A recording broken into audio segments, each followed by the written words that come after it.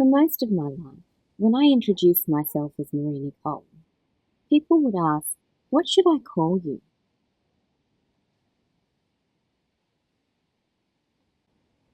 And for a long time, I let them choose.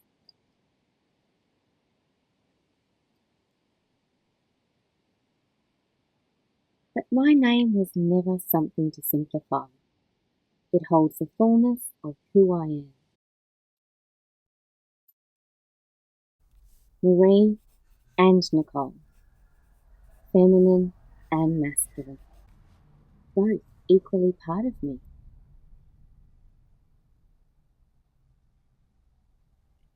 And when someone takes the time to say it, I feel seen.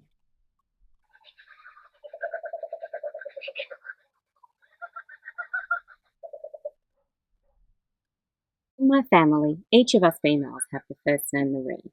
It's almost like Marie is the representation of the female, and then the second name is the identification of who we are individually.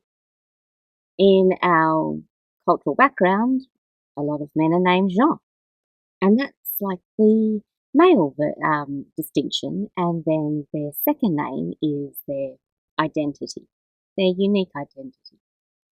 So to just call me Marie, it feels like it's only half of me being addressed. In my immediate family, my mum's name's Marie, followed by Heidi. My sister's name's Marie, followed by Josie, and then I am Marie-Nicole. So when people would call the house and ask to speak to Marie Meunier, we'd have to distinguish which Marie they were talking about. And that was tricky because we're all similar height, similar colouring, same colour hair, and same surname. So unless they knew our birth date, it was very difficult to distinguish who they were actually after. And I found that very tricky growing up, that everyone would be named the same name. But we're all individuals. But it took a bit of getting used to, people would call me Nikki or Nick or Nicole. And it got to a point where I just decided, you know what? I'm Marie-Nicole. I'm all of it. Now, for some people, the fullness of me is too much, and that's okay. I'm not going to resonate with everyone. That's impossible for us to resonate with everyone. And, if it actually acts as a natural filter. So when I introduce myself as Marie-Nicole, if that's too much for someone and they decide to shorten my name, so be it. But in all honesty, I feel like Marie-Nicole has always represented the entirety of me. Introducing myself as Marie-Nicole offers the whole of me to them. I have had many experiences in my lifetime of being too much, too left of centre, too different, too out there. But that's okay. Not everyone's going to resonate with me, as I've said, but there's also people who actually really appreciate my too muchness, my too out there-ness, my too left of centeredness. And that's really beautiful, to actually have authentic quality connections with people who resonate is much more powerful than trying to appeal to everyone and not really connect on a deep level with anyone. I actually feel like it's a lot less taxing to just show up as myself. And if somebody else can't accept me in my fullness, then that's okay.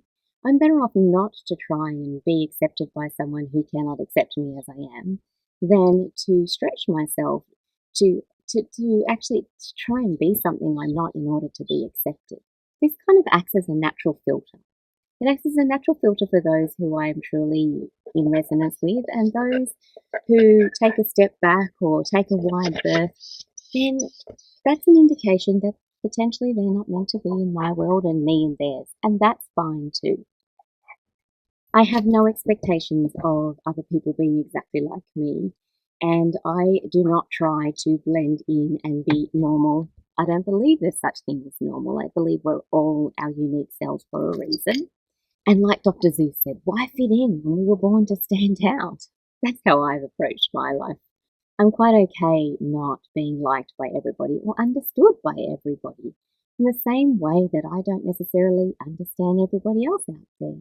When I was growing up, my father was really proud of his name being Pierre Meunier. full name Pierre Walter Meunier, but Pierre Meunier was how he introduced himself to people. He was so proud of his name. For his birthday one year, I gave him a bottle of sparkling wine, which was the variety of Pinot Meunier, spelled exactly the same way as our surname. He was so chuffed to receive that. Being a real estate agent at this time in his life, he then gifted that to any settlements, any of his clients that settled on a property, and he was so proud to give them a wine that had his name on it. The funny thing is, he was not wanting anyone to know his age. He was very proud when it came to his age. He looked a lot younger than he was all his life, and he introduced me to everybody as age 12, even till the point I was age 21. But his name was something he was extremely proud of. Now, when I got married, I actually did not want to change my name, my surname, because I actually loved the sound of Marie-Nicole Meunier. It's melodious.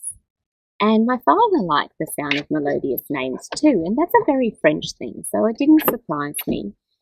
But there was a bit of a fuss in the family made about me not changing my name on my then husband's side.